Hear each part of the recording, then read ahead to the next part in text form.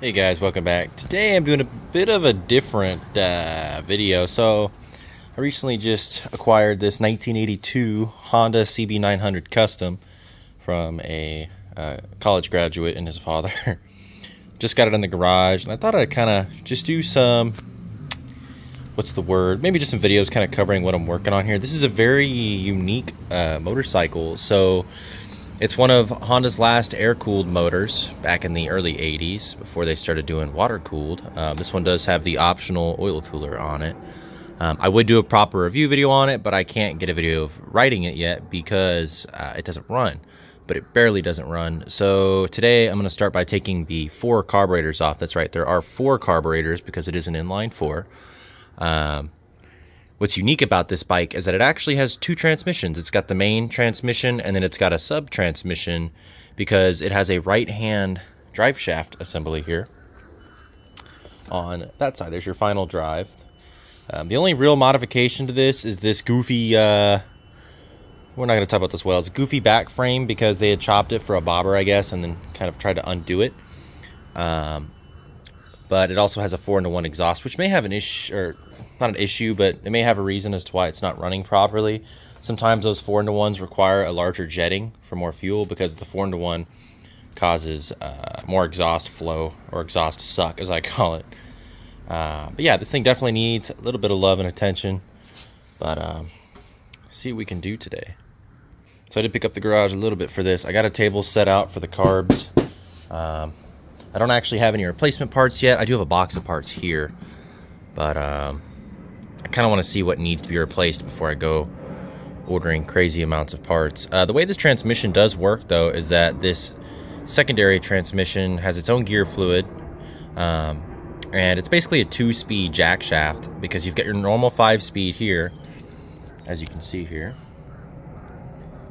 And then this is low and high. It basically has 2 speeds, giving the bike a total of technically 10 speeds. Although most people will go 1 through 5 in low range, and then they'll kind of use this high as a sort of overdrive on the freeway. The reason this was designed as such was because Honda wanted a drive shaft on their 900. It's kind of goofy and kind of dumb, but the engineering involved was that the ratio was too low without adding another set of sort of gearing. And so this is kind of where we're at, and it's kind of unique, and I like these older style bikes. I know it's not for everybody, but I do like them. I don't know how I feel about that. That's not original. But overall, it's a fairly clean bike. There's just a lot of small stuff that needs to be done to it. But yeah, today I'm going to start by getting these carburetors off and seeing what we can see. Besides the carburetors, the front forks are air, and they're not really holding air well, so I'm going to try to swap the fluid on it. That probably won't be today, but I will get to that. Also, if you're wondering why the calipers are zip tied up here, it's because they do need to be rebuilt. They said they were rebuilt.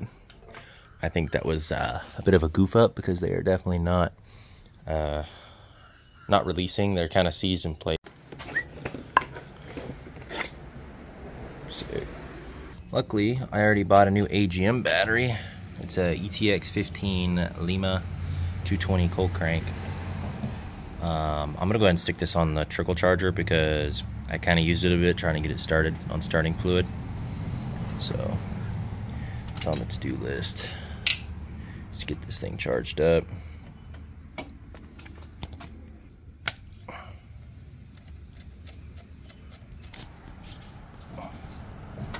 Yoink.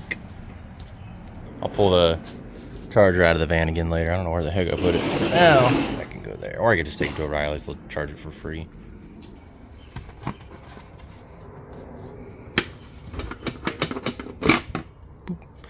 Your solenoid here. All right, gonna remove the tank first. It's gonna be a 13mm, kind of a goofy size. I'm not sure this is the original bolt. I'm gonna go ahead and press X to doubt, but it's super easy to get the tank off. You'll see here in a second. Let's go ahead and drain the gas out of the bowls. The drain's under here. There's a, I don't know if you can see any rubber lines under there, but it drains just about right there. I wonder if I can drain all the fuel with the bowls. By the way, I don't make, this is not gonna work. I don't make a lot of videos in this orientation, like maintenance stuff, so if you have any tips, let me know. Maybe like a GoPro on a head mount would be easier than holding my phone. I'm not too sure as of yet. We'll see if this one works. So this line here, this is the bowl. I don't know how carburetors work. It's kind of old school stuff, but come on, I know I tighten these kind of tight. There we go. So I need to drain all 4 of these. Also going to be replacing these seals. There we go. That gas should not be that yellow color, so it still had a bad gas in it. And this is like not a good flathead for this. Fantastic. I'm gonna get to the back one and see how there's 4 hoses here.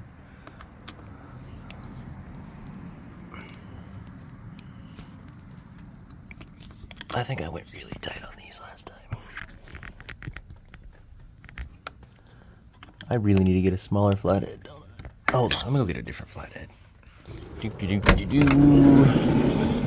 Shout out to Evan for the seat. Out of a Chevy S10. Where did I put? I'm goofing, I know. I still need to relace my shoes. Okay. I know. I'll get to the review on this thing eventually. I need that toolbox. Oh boy. I'm gonna go ahead and try these 2 and see if this goofy setup works any better. Yeah, that'll work. I'm gonna try to leave them all open. Here we go. Come on. There we go. I can't hate on the last guy that worked on this because I'm the last one that opened these balls. Oopsie.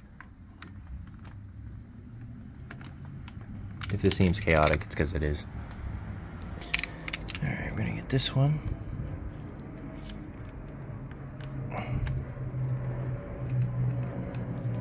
There we go. Alright, we got one way back in here. There we go.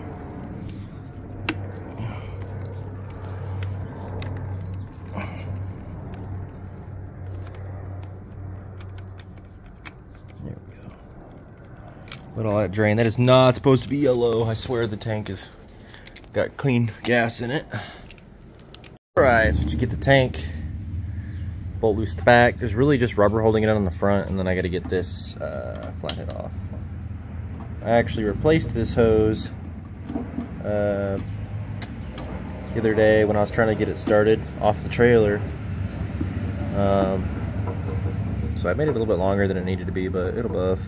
And then I'm gonna get hate for putting microfiber instead of towels, but I couldn't find any. I don't know how I'm gonna do this one-handed, but yeah, once you get this back bolt loose, you can pretty much just do that and then take the line off. All right, once you get the hose off, it's gonna be a little bit of gas comes out, but it won't be that bad because this is kind of a gravity system. And then once you do that, you're pretty much free to get the tank loose. I'm gonna need 2 hands for this.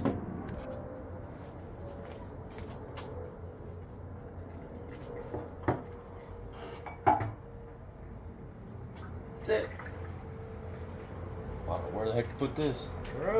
But yeah, this forward part of the tank just mounts here, these little rubber grommets, little vibration dampeners. And then we got to get this air box screws loose and then get these boots loose. And then the choke in the throttle cable, which is in there, those need to come loose. And then the whole thing will come out as one big unit out the side.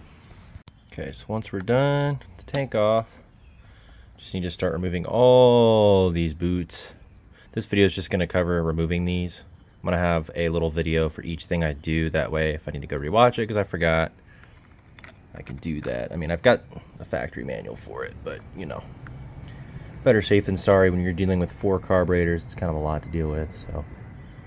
These are the factory carbs, by the way, the kinds, so. I'll be back when these are loose because I don't have a phone. I'll get a stand, I swear. To make it a little bit easier, I'm gonna go ahead and take this chrome trim off because I don't particularly want to damage it. And then after the choke and the throttle loose, close those bowls back up, and then we can just simply take these rubber lines off. So there's just gonna be the 4 of them. As it turns out, you can't take this off because there's a screw under here, so the box has to come loose and slid out before you can get that bottom screw, unless I got like a specialty screwdriver. So I'm not gonna worry about it for now. But yeah, I'm gonna go ahead and continue getting this off. Pull these off way under here.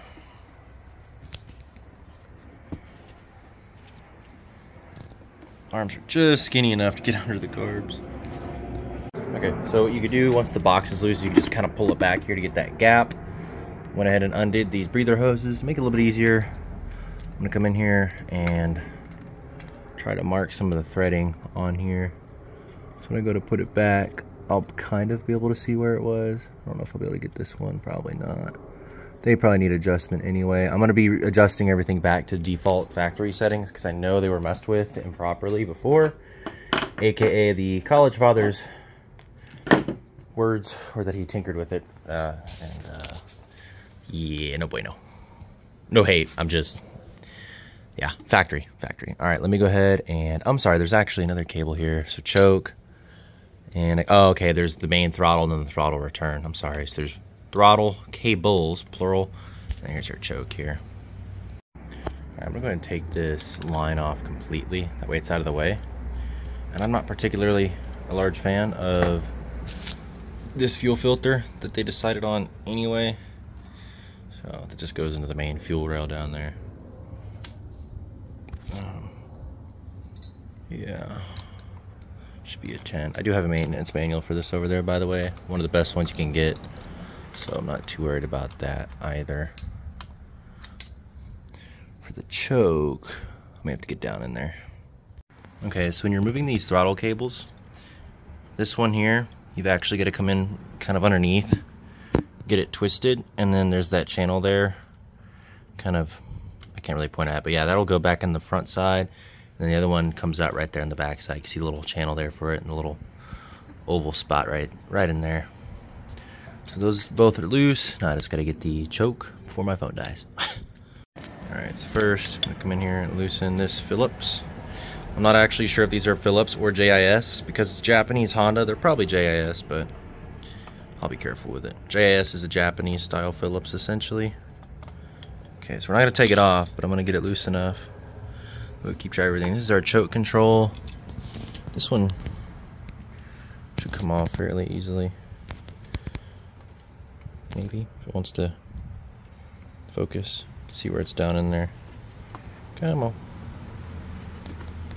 Maybe. It's thinking. Doesn't want to focus because it hates me. Oh, doing this one-handed is not ideal, people. Come on, I may actually have to move the choke. Yeah, this is a bit of a two-hander in here.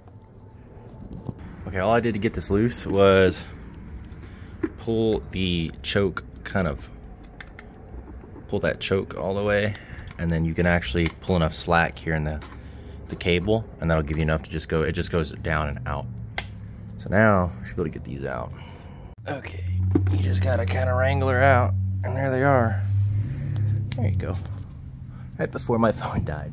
You gotta make sure that you don't get these caught on the little rubber tubes. Alright. Well, that's one step done, and then once you get the carbs out, you can actually get this airbox out. I always used to think you could take the carb out, or take the airbox out for the carbs. That is not true. I tried that on my 650, did not work. But I'm gonna take a little look in here before my phone dies. Here's your intake valves. I still need to get the head, or the valve cover off. I'm sorry, the valve cover off to check the clearance, to see if I need any shims in the intakes. These are twin cam, 4 valve per cylinder motors, so there's going to be quite a little bit to take a look at. Yeah, honestly, not that bad. The fun part's going to be looking at these.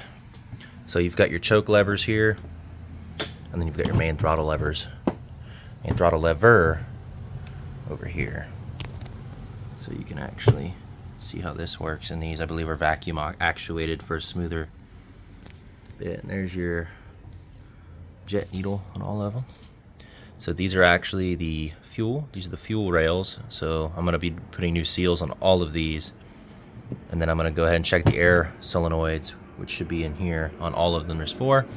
And then I believe this is the accelerator pump. And this looks to be a possible idle adjustment. I haven't really dug into these much. So I'm kind of used to dealing with that 85 Rago, which only has 2 carbs. So that's Hitachi's. But it doesn't look too bad. I was told these were looked at and rebuilt at some point. That's kind of weary, but I'll go ahead and take a look. That'll be in the next one. Peace.